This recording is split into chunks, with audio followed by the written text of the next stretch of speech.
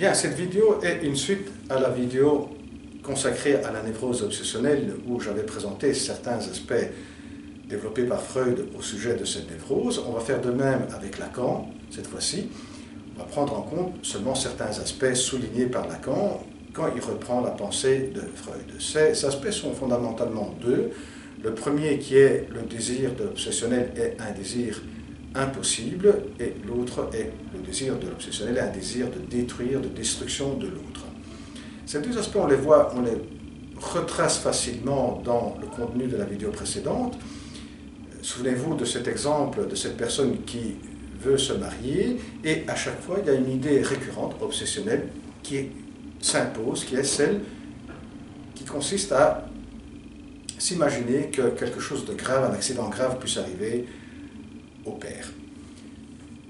Et cette idée, elle est perçue comme une conséquence, c'est cela qui dérange, comme une conséquence de l'idée du projet de se marier.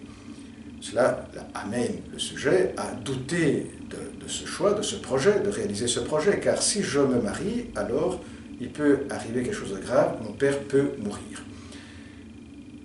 Si je ne me marie pas, eh bien je ne peux pas satisfaire un désir, un projet.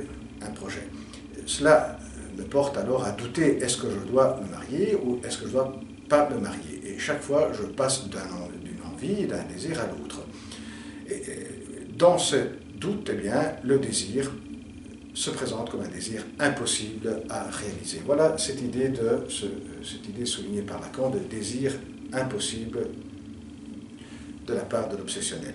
L'autre aspect qui est le désir de destruction de l'autre, on le voit dans cette idée récurrente, obsessionnelle, qui est quelque chose de grave peut arriver à mon père. Un accident grave qui porte à la mort de mon père peut survenir. Cette idée est, suite à une interprétation, une succession de passages qu'on retrace, et l'idée qui soutient le désir de mort du père. Alors, pourquoi ce désir? La personne, l'obsessionnel qui veut se marier, il y a une envie de jouir d'une personne, d'une femme. Cette jouissance le reconduit à une jouissance interdite, infantile, édipienne, quand il était petit, l'enfant voulait jouir du corps de la mère, mais survient l'interdiction de la part du père, vécu comme un grand empêchement, et à cet empêchement, l'enfant réagit avec une fantaisie d'agression, finalement de meurtre du père. Cette fantaisie provoque une série de sens de culpabilité, parce que le papa est aussi un objet d'amour. Et voilà qu'on revient à cette personne, cet obsessionnel qui veut se marier, mais qui a cette pensée d'accident, de choses graves qui peuvent arriver à son père.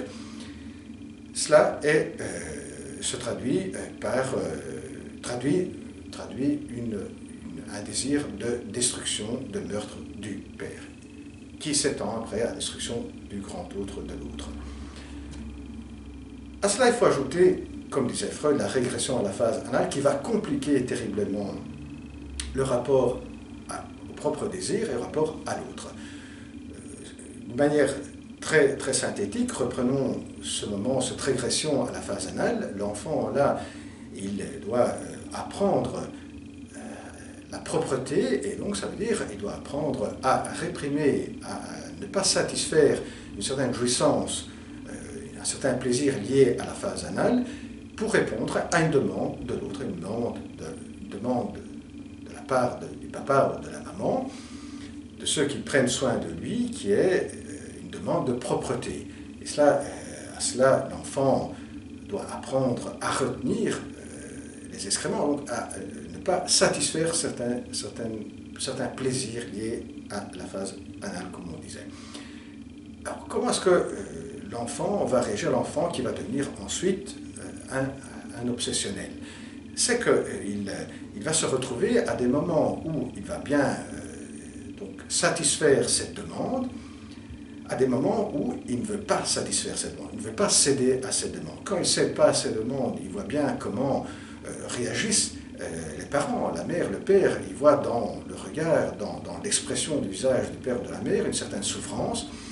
Et là, il y a un plaisir à voir souffrir l'autre, parce que le papa ou la mère qui vont se préoccuper du fait que l'enfant n'a pas été propre. L'enfant va satisfaire un autre désir qui est celui-là, un désir sadique, c'est-à-dire de voir souffrir le parent, de voir souffrir la mère ou le père. Dans cette souffrance, c'est la souffrance du parent, il y a un plaisir sadique, d'où cette expression, la phase sadico-anale, c'est-à-dire un plaisir de voir souffrir l'autre, de voir la destruction de l'autre finalement. Alors là, on voit bien les passages, la dialectique qui va s'instaurer entre des moments où il cède à la demande de l'autre, des moments où il écrase la demande de l'autre, où il veut la destruction de l'autre. Et cela aussi peut se traduire dans des moments où il va retenir pour après lâcher de manière explosive. Alors, il y a une fantaisie, là aussi, de destruction sadique de l'autre lorsqu'il va lâcher ses excréments.